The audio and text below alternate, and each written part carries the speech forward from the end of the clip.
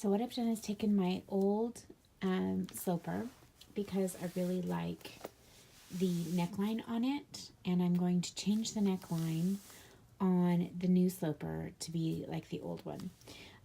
This is a square neckline, which I like a lot better than the rounded one that we had in the pattern for the sorbetto top. So what I've done is just lined this up. As you can see, it's a lot bigger than my new sloper, so I had to figure out where I wanted to line it up. And the reason I'm doing it here at the top of the strap is that this way it will not be too far over on my shoulder. If I lined it up like this square would come way far out and my bra strap might show, because this is a lot farther out than where I would normally want it. So I'm going to use the shoulder as my guide. And I'm just using this because this is the neckline that I like the best. So, and I know it's not too low for me. And so I'm going to go ahead and just draw along my old neckline on the new pattern. And that's it. So I'll just cut that part out and I'll have a nice square neckline that I like. And I'm going to do the same thing on the back part of the sloper because it also has a square back from my old sloper. And I'll do that off camera. You guys don't need to see that part. But what I have done is I created, unmark some of these marks that I have on the back of here. What I did is created a facing on the back side of my sloper. So here's the front side and here's the back. And since I need to make a facing that will match my sloper exactly when I put them together, I went ahead and made it on the back side of the original sloper. And what I'm going to do is then trace it off onto my Swedish tracing paper so that I have that extra piece. And I'm going to do the same thing for the back. So how I made this is, and the reason that I made it the way that I did, is that you want to have a curve. This is the front of the blouse, and you want to have a curved facing, because if this went straight across here, it would go right straight across your bust, and you would definitely be able to see it on your blouse, and you don't want to be able to see this facing underneath. So by making a curve, you won't be able to see that. It's going kind of over the top of your bust in a place where it fits loose and not tight like it does across your bust. So you won't be able to see the line of your facing if you make a curve. It's super easy to make a curve. If you have a French curve ruler, you can do that. I know a lot of people don't have, but you could just take a small dinner plate to use as a curve and start your curve right about where your armhole starts to go up for the strap on your top, and just put a dinner plate right there. I know it sounds funny, but a small, like a small salad plate, if you put that right there and just draw around it as a curve. I didn't do that. I happened to have my old facing, so I went ahead and used that as my curve. But so this is about the size of a small salad plate. So you just put that there and make a curve, and then you can just go straight across in the front, because there between your breasts is not going to be tight, so you don't have to worry about it showing there. And then the same thing with the back. So this is my back facing, and this one I also made a curve, just starting in the center back, and I just made a curve and came down. This is about I would say about 2.5 inches. Let me find a ruler and I'll measure it so that I know for sure.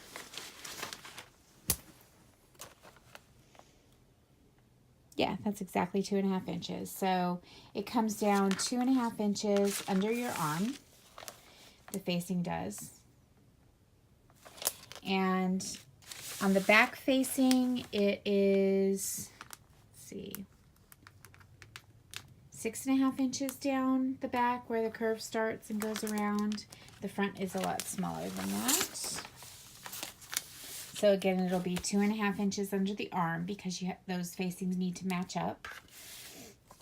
And then the front is about 4.5 inches down from the center of the neckline in the front. This part, of course, is going to be on a fold, so you don't have to worry about that matching up, but you do need to make sure that your underarms both are at the same length, the back and the front, so that you can sew your facings together just like you would sew your top together. And I'm going to go ahead and cut this out and sew it. So let me go back just a bit. On your blouse, we have basted it together at the top of the arms. The top of the arms and the side seams are basted together.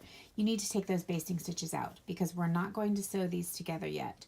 After we get the facing sewn in, then we'll start worrying about the straps. It's a strange process. It's very counterintuitive, but it works really well to make everything nice and finished all the way around your armholes and all the way around your neckline. So if you follow along with the way I'm doing this, you'll see that it'll come together really nicely. Also, I have to take mine apart because I need to cut the neckline properly. Since I'm changing the neckline on the top. So I'm going to take mine apart. I'm going to cut the neckline the way I want it. And then I'll start filming again and talk about how we're putting that together. Okay? So I have my facings cut out. And this is what they look like. And what I'm going to do is before I sew them into the blouse, I'm going to finish this lower edge. So the lower edge of the facing needs to get finished. And the way I'm going to do it, so what you could do is you could do a narrow hem. So fold it under 1/8 and then under 1/8 again. And so right along the edge of it and then press it really well. But what I'm going to do to make mine a little bit less bulky is I'm going to edge finish it with just a zigzag or a shoot, can't think of the name of it. I just had it on the tip of my tongue. Anyway, you could use a serger for that if you wanted to, if you had a serger. But I'm just going to do a stitch along the edge, like across, like a zigzag stitch. And then I'm going to turn the zigzag underneath and I'm going to do a edge hem on it just to keep it from fraying. And if you want it to look more professional, doing a double fold hem on the bottom would be better and it'll look more professional, but I don't really care that much about. I mean, this is just a little simple cotton top that I'm probably only going to wear once because by the time it's finished and everything, I'm probably going to have lost too much weight to be able to wear it anyway. So I'm going to go ahead and do that, and then I'll come back and show you what I'm going to do next. So I'm going to finish the bottom edges on both of the facings. So the first thing you need to do is finish the lower edge of your facings so that it doesn't ravel. So I've just done a narrow hem. I haven't ironed it yet either, so it's a little wrinkly looking, but anyway, so I've just done a narrow hem along the bottom edge of both of the facings. Now, this is the back facing. Let me find my back. Yeah, this is my back. Okay. So the first thing I'm going to do is put these right sides together. And what I'm going to do is pin all the way around the neck edge, and then I will do a 1/2 inch seam allowance around the neck.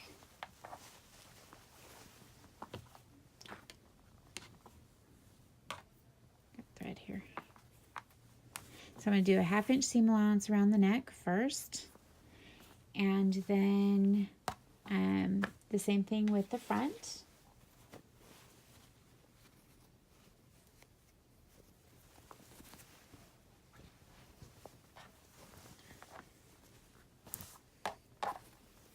So I'll take my facing, put it right sides together,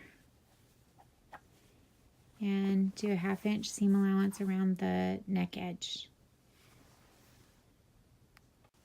Okay, so now I've sewn, these are still 2 pieces, the front and the back, and I've sewn around the neckline, and what I'm going to do is clip into my corners. Now, if you have a rounded neckline, you're going to want to clip your curves, just like you do any other time, to make sure that you can get a nice, round, smooth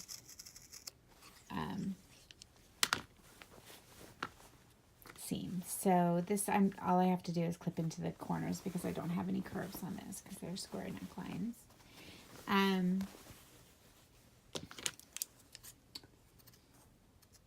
I'm going to do that. And then what I'm going to do is turn the facing out and press it. And then I will understitch it. And that means stitching the seam allowance to the facing so that when I flip it, the facing will stay to the inside of the blouse. Okay, so we'll look at this one.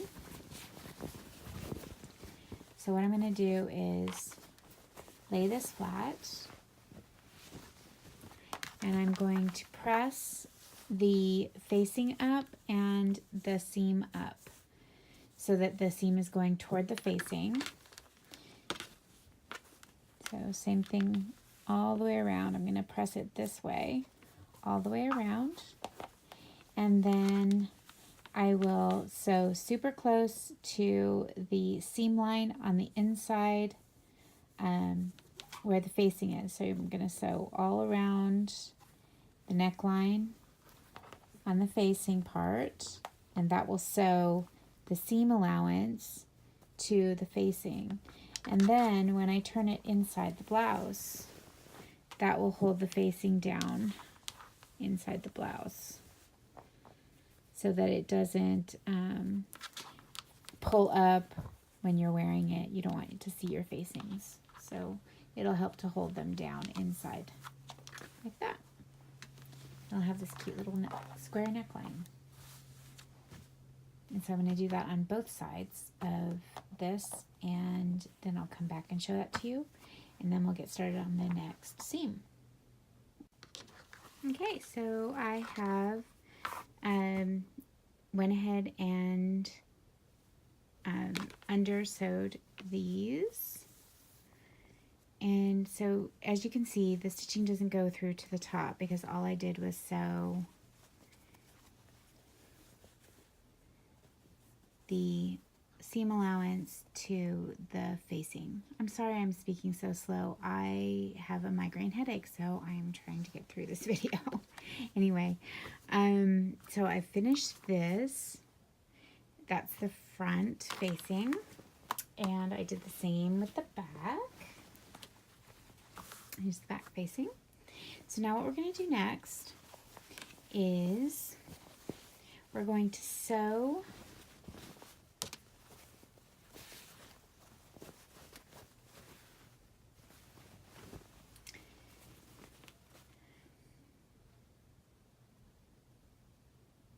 sorry, I'm trying to think. My head's not working.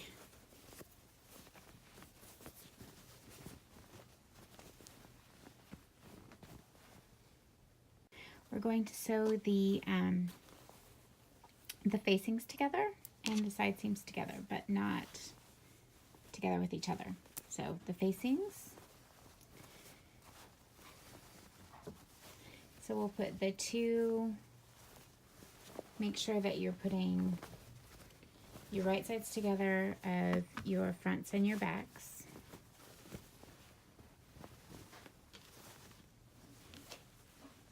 And then you can open the facing out and put your side seam of your facings together and sew that your 1/2 inch seam allowance on both sides, and then sew your side seams together on your blouse.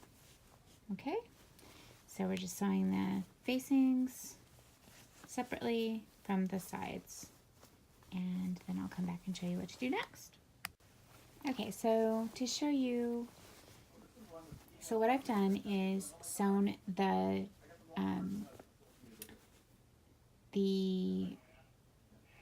facings, just the side seams of the facings together, and I've sewn the side seam of the top together. And I'm going to press those so that the seams are pressed open. And the top is turned right side out, but the facings are going to be inside out.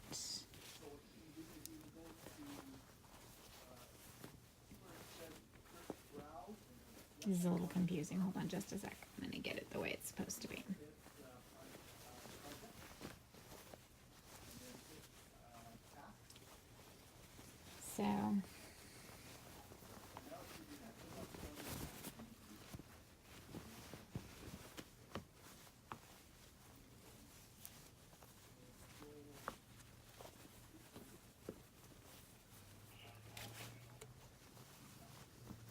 So even though we've already pressed this and sewn it under, we're going to turn it inside out again.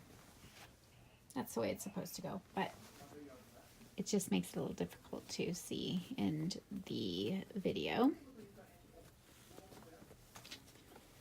So this is the top of the blouse. This is the side seam of the facing. Trying to make this easy for you to see. And then here's the side seam of the blouse here. So what you're going to do is open up your seams, and I decided to finish the bottoms of these differently, so they're a little bit off, but they were right originally. And what you'll do is match up your underarm seam of your facing and your underarm seam of your blouse. We still have not sewn the top of the strap together, and that is correct because we're going to do that last.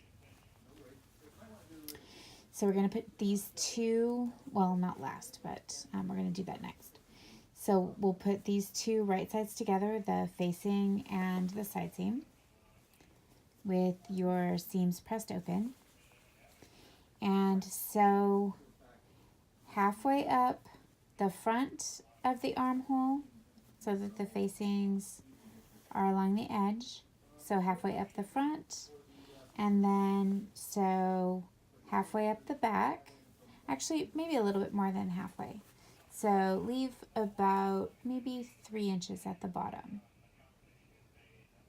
of the strap. And what you want to make sure is that you can open the strap all the way up. So maybe 4 inches.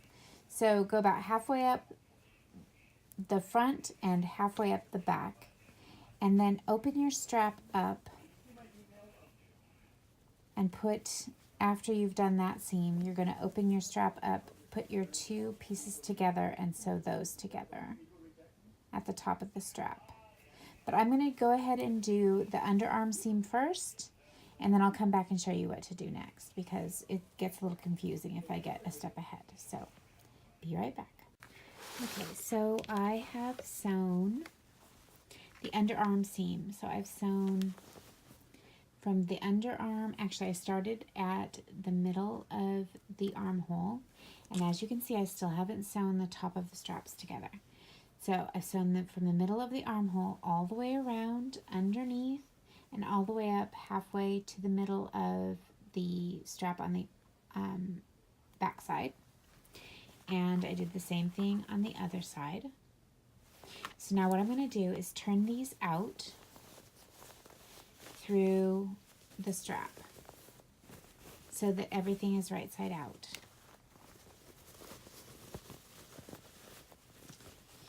And then I will press the underarm seams so that they're flat.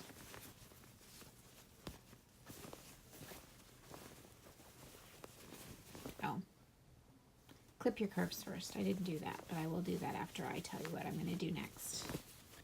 I'll flip these back around and clip my curves. Anyway, so what I'm going to do is press the underarm seam all the way around.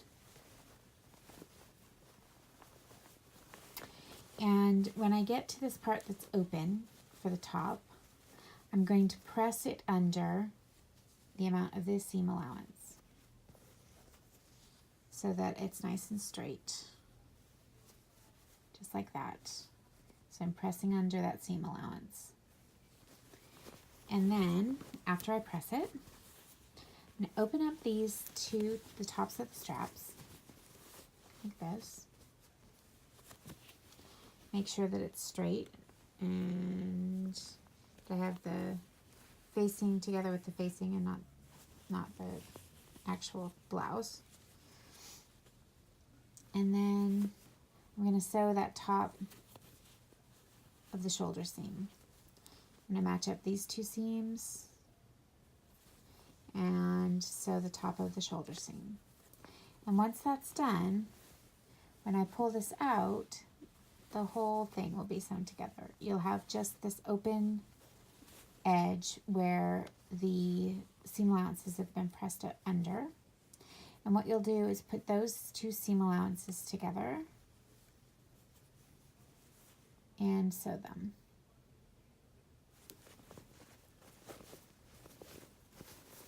By doing a top stitch all the way around underneath the armhole. So let me go ahead and turn off again for a second. I'm going to turn these back around and clip my curves, and then I'm going to sew that top seam and come back and show you how that looks. So now you can see after I've pressed it, it's much easier to see how this goes. So there's the facing has been sewn to the underside of the arm. You can see that it's open here at the top, and that's only so that we can get these two pieces right sides together. So it's open at the top on both sides, on the back side and the front side. So what we're going to do is take your top of your strap pieces and pin those together. Open up your seam allowance on the edges. You don't want that to be flipped over when you sew it. And sew it straight across the top. And then in a second, I'll come back and show you what to do after that. Okay, so all of the, both of the straps have been sewn together here at the top. I just opened it up as I just showed you, opened it up, sewed straight across, and then folded it back down. And since I'd already pressed these seam allowances in, they're all ready to go. And what I'm going to do now is just match up these two seam allowances, pin along this edge, and I'm going to top stitch all the way around the whole armhole so that it holds the facings down and it closes that hole that we left open to sew the straps together. And then when I'm done with that, I'm going to tack down the sides at the side seams. I'm going to tack down the facing to the side seam, and then it'll basically be done. All we'll have left to do then is just do a narrow hem on the bottom and it'll be finished. So I will go ahead and put these edges together, this hole at the top where we sewed the top seam. I'm going to put these edges together and pin them. Then I'm going to top stitch 1/8 to 1/4 of an inch, just as long as it's even. It doesn't matter if it's 1/8 or 1/4, all the way around. Actually, 1/8 is probably better because then it'll hold this closed better. So I'm going to top stitch 1/8 of an inch all the way around both armholes, and the top will basically be finished, and I'll just need a hem. Okay, so it's all finished. And as you can see, it's all nicely finished. All the edges are finished under the arms. Don't ever have to worry about the bias tape turning out, and that's the reason I don't like to use the bias tape method around the arms and the neckline, and why I like to use a facing. So it is nice and done. And all that needs to be done now is a hem, and it's ready to go.